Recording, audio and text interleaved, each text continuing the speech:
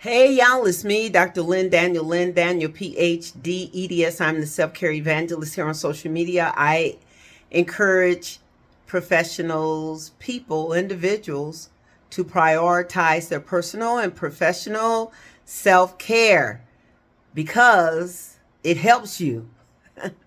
And I do that through faith in action, where I take my faith and I put it on my feet and I walk it out.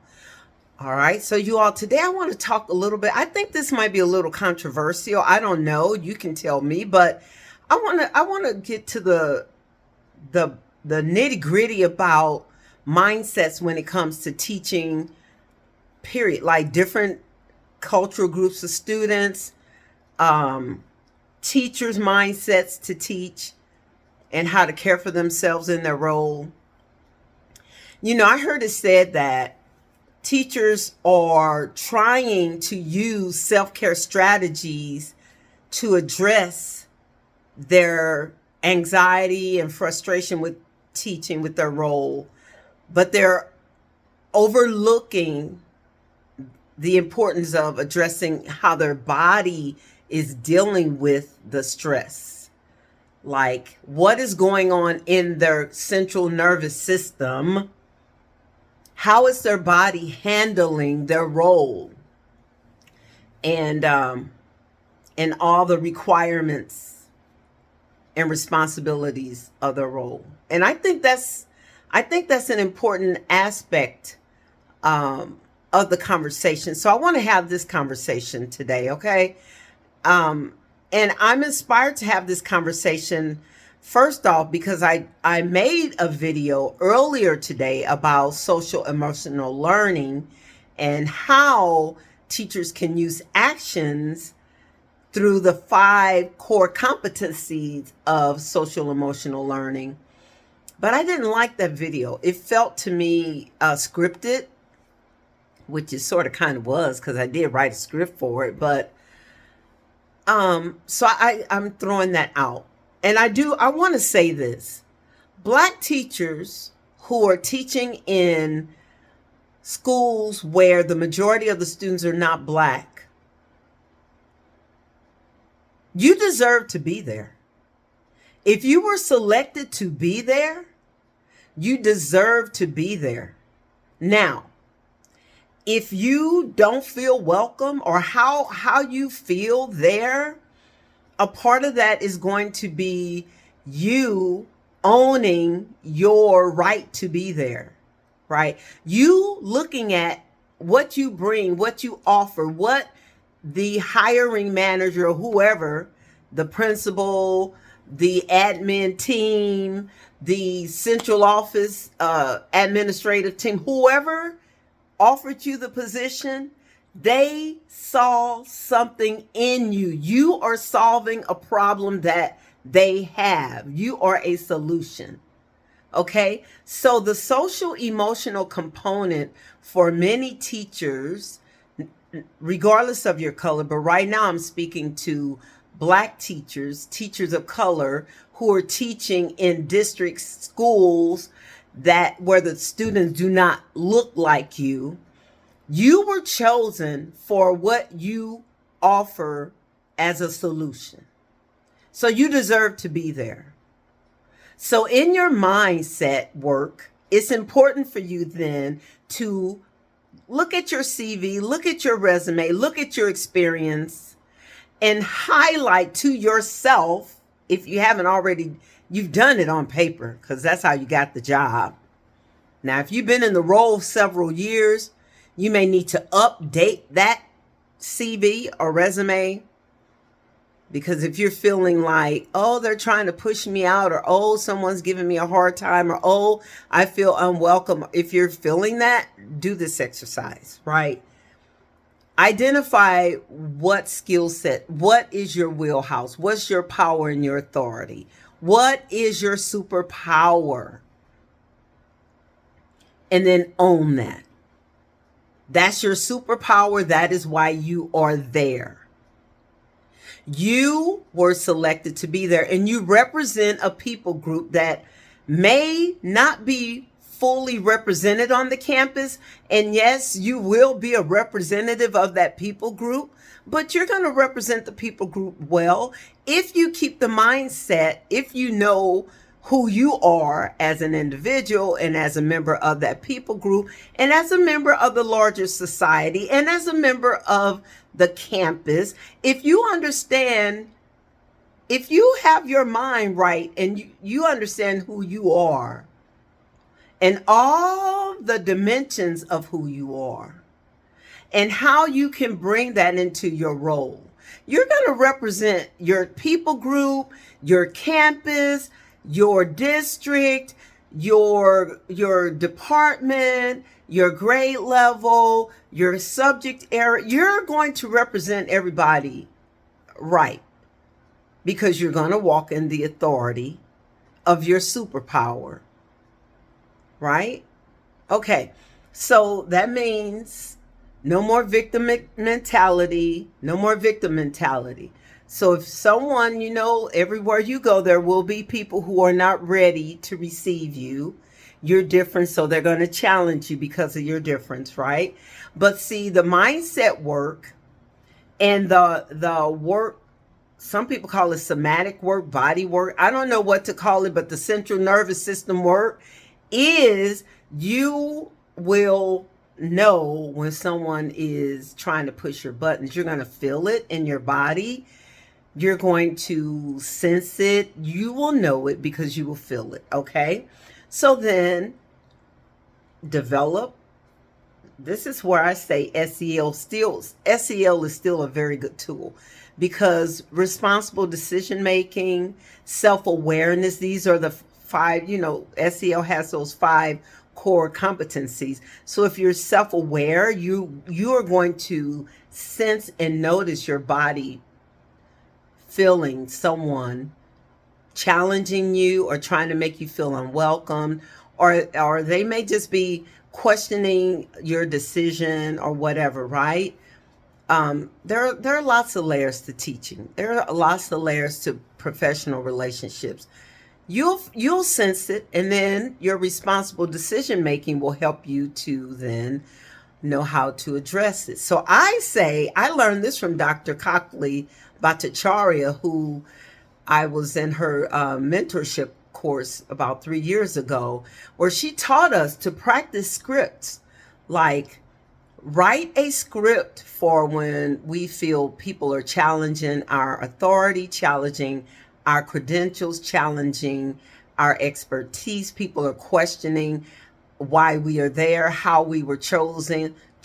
Like, people may feel, and we can't change people's belief systems. We can only do us well, and then us doing us well will represent our people group to those people who see us as subhuman or whatever their lens is about people who are different, right?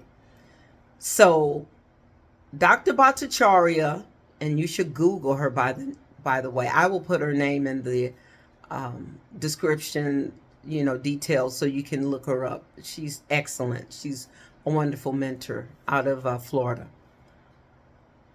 Write a script.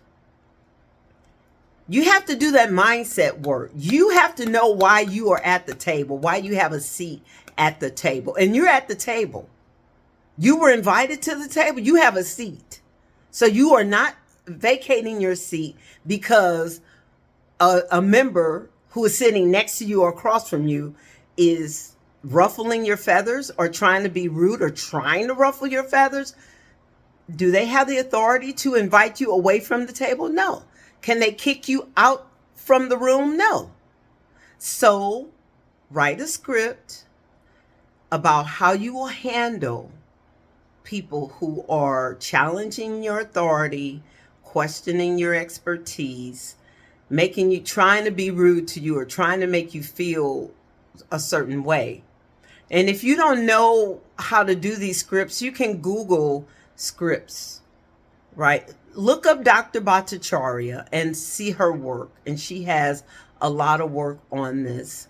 And then there are other sources available that look at SEL, that look at culturally responsive work, critical race theory work, that looks at through the lens of people of color, people who are minoritized, people who are not from the majority group, how they feel when they are put on the spot, challenged, or disrespected, or made to feel unwelcome, and then responsibly respond.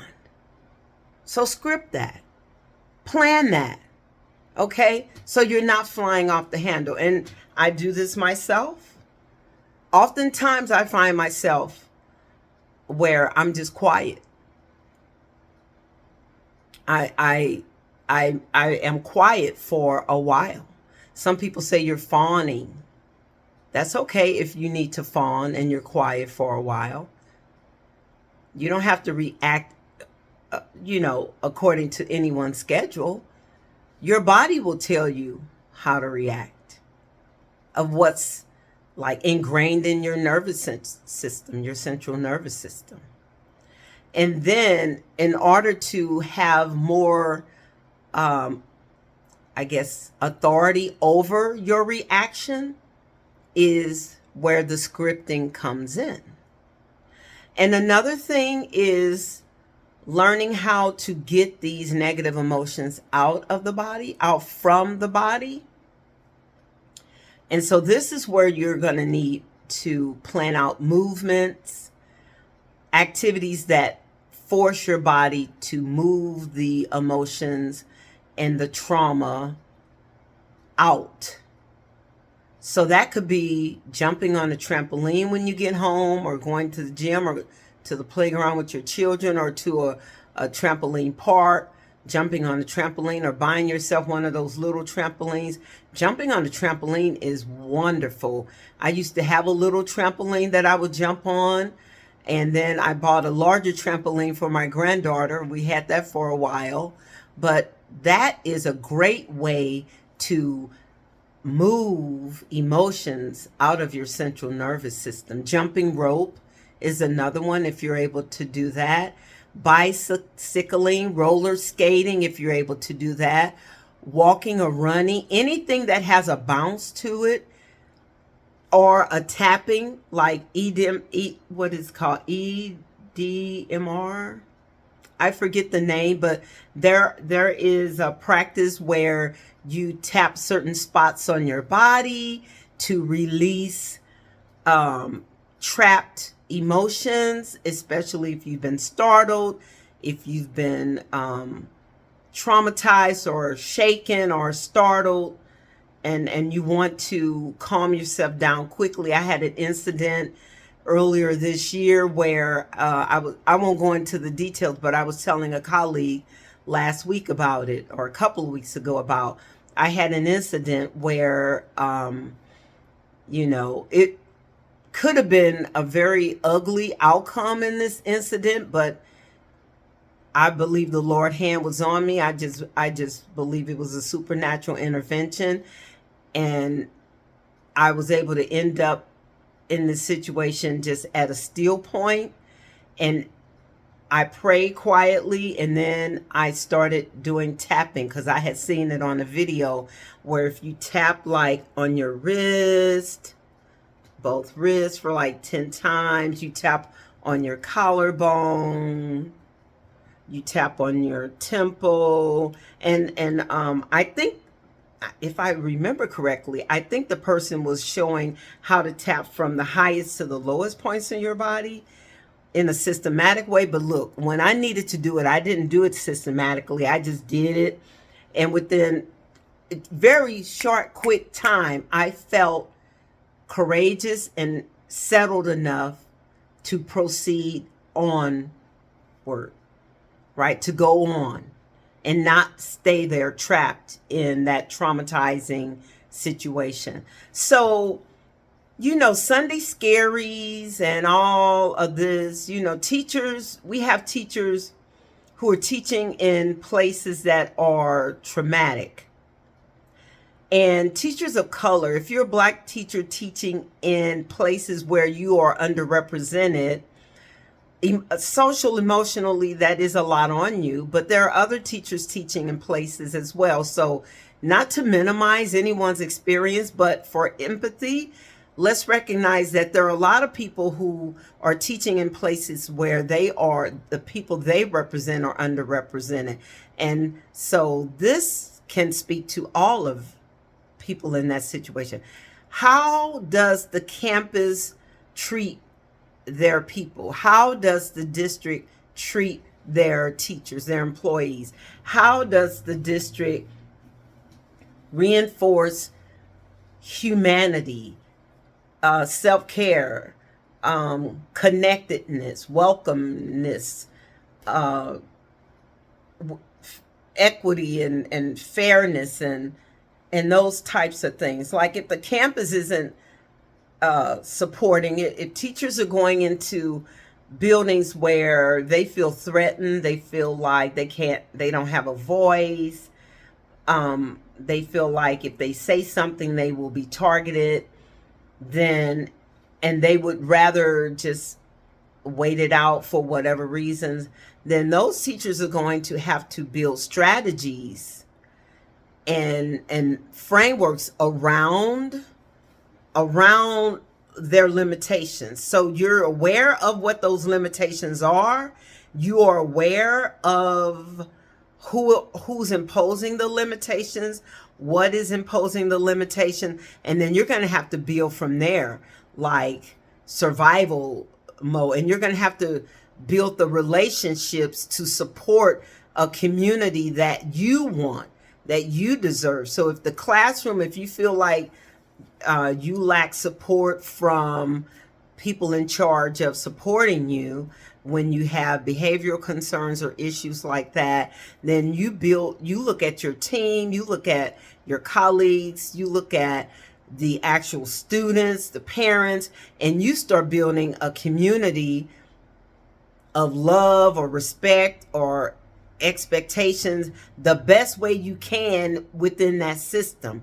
I know it's easy for me to say because I feel like I'm in a community where I am highly supported across the board, right? But it's not always been that way. 30 years, I have experienced 30 years in middle school, and middle school is tough. It's a tough nature all by itself. And then when you go through administrative changes, administrators have their own philosophies, even though the district has a vision, a mission, a motto, guiding principles. You still have that administrator or administrative team that has a mindset and a way that they move on the campus. And so you may feel like you may have feelings there associated with that. So I'm encouraging teachers, Black teachers, brown teachers, white teachers, yellow teachers. It doesn't matter the tone of your skin. It doesn't matter the language that you spoke first. It doesn't matter the place in the world where you were born and raised. It doesn't matter your religion, okay, the texture of your hair. What I am saying is applicable to all teachers, that you have to learn how to take care of yourself, and you have to learn how to listen to your body and then structure responses and responsible approaches to deal and manage with these things as an educator in your space, wherever that space is. And those of you who are in spaces that are very, very extremely hostile, challenging, why are you still there? I'm not blaming you, but I'm challenging you on the reason why you are still there. It's okay to be there if you have a few years left and you want to meet a certain requirement to earn a certain privilege. If that's you, that's okay. But you need to manage and develop a plan, a responsible plan to help you navigate that time frame. And then those of you who are just scared, well, my family gonna talk about me if I leave an urban school and move to a rural school or a suburban school, or my friends will say I sold out or whatever. You have to decide what serves you. Who can you serve? Which campus, which community, which space can you serve with your skill set, with your mission and vision, with your teaching philosophy? Who can you serve? Who matches you? And then it's okay for you to go there if that's what you want to do. As an educator, it is okay for you to grow and spread your wings after so many years in a given space or with a given culture or a given community. If you want to expand your practice, if you want to expand the community of service, if you want to learn new skill sets or new ways of teaching different community groups, it is perfectly okay for you to do that. All right. So I feel like I don't want to ramble on about this, but this is important because those of you having the Sunday Scaries, why are you having Sunday Scaries? Why? Why are you so afraid to go to work? And if you can't pinpoint the reason why, it's important for you to pinpoint the reason why you are scared to go to work. Build systems around managing that so that you can settle your central nervous system, and then build practices to help you settle your nervous system, and then design a pivot plan if necessary for you to move beyond there. All right, I can help you with those things. Thumbs up this video, subscribe to this channel. I'm Dr. Lynn Daniel, the Self-Care Evangelist. Be blessed.